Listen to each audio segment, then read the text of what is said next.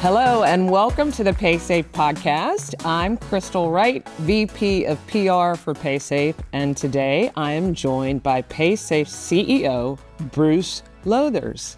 Well, thanks, Bruce, for joining us. You're busy, but thanks for making time. It's great to be here for the inaugural podcast. I know you're a guinea pig, but a good guinea pig. The first guest. I love it. It's great. The reason why I picked you because the company just announced a terrific Q2 earnings, and might I add, Q1 was equally as good, and the company beat analysts' expectations and raised its guidance for the full year.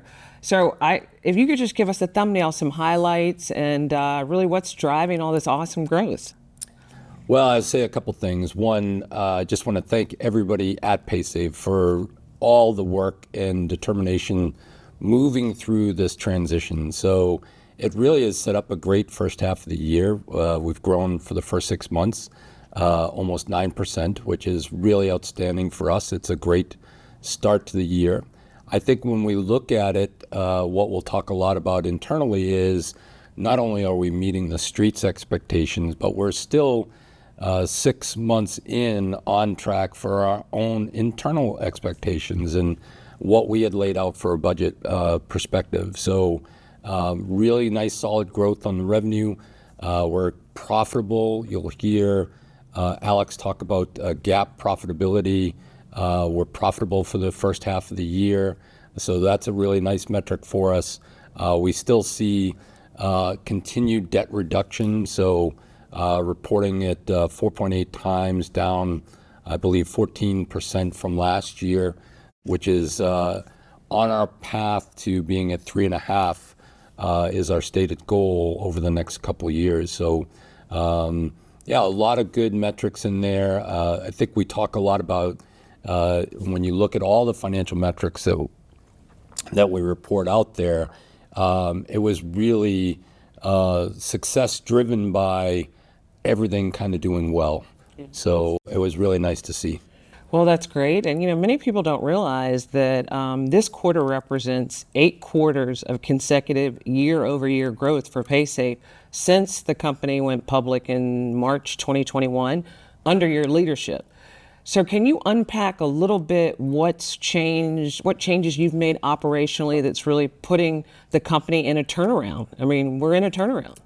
Well, I think, as we reflected on this a little bit in the earnings call, and we go back over the last 8 quarters, there's been a lot of changes that we made. We were very decentralized. We centralized it. But probably more importantly, what we did is we said, look, there's 3 things we're going to try to do over the next 3 years. We're really going to try to focus on client experience. We're going to really build out a sales organization. And we're also going to build out a product organization for the foundational attributes of growth. And we've been able to do that. We're continuing our path on that. We said the first year for us would be about stabilizing the company. The second year would be kind of getting back to growth. And now as I'm just finishing up my second year, it's nice to see that we've had success in client experience, moving up to J.D. Power's number 2 on the merchant side. Sales team, we've doubled the sales organization, so real good metrics around that and the productivity of that group. And now we've got Nicole Carroll and Bob Lecters in driving more on the product organization. So with all those things coming together and being able to get back to growth, now year 3 really will be about accelerating growth. And in order to do that, it takes everybody. It takes more quarters like what we just had where everything is going well. We're operating and executing at a high level. And I think we're more than capable of doing that. And it's exciting about what's in front of us. So speaking about what's in front of the company, what are some things that you feel like Paysafe is really focusing on, maybe as you look to the next 6 months, 8 months? Anything you want to highlight about innovation, new product launch? Well, I think the product organization is really just coming together. And so there's going to be a lot of changes around the product sets that we have and trying to offer our merchants a fuller suite. So this past quarter, we started offering a working capital loan to small businesses.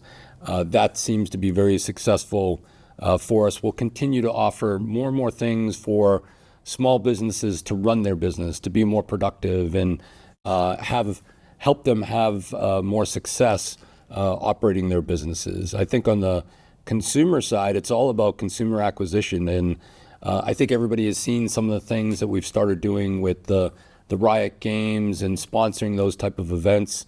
Those things should drive a lot of new consumers to use our solutions.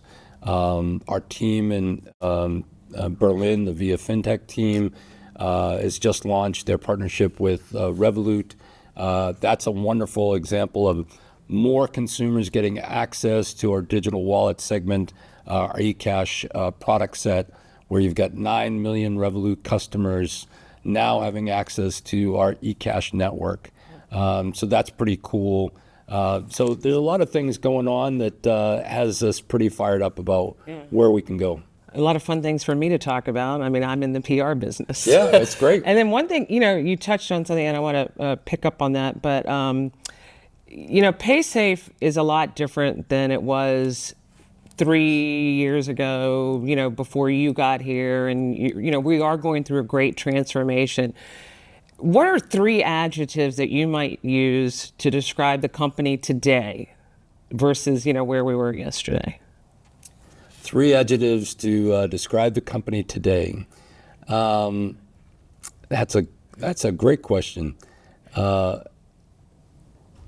Boy, still transitioning. Yeah.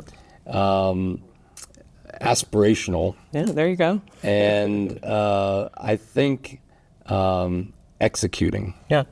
We're executing better and better each day.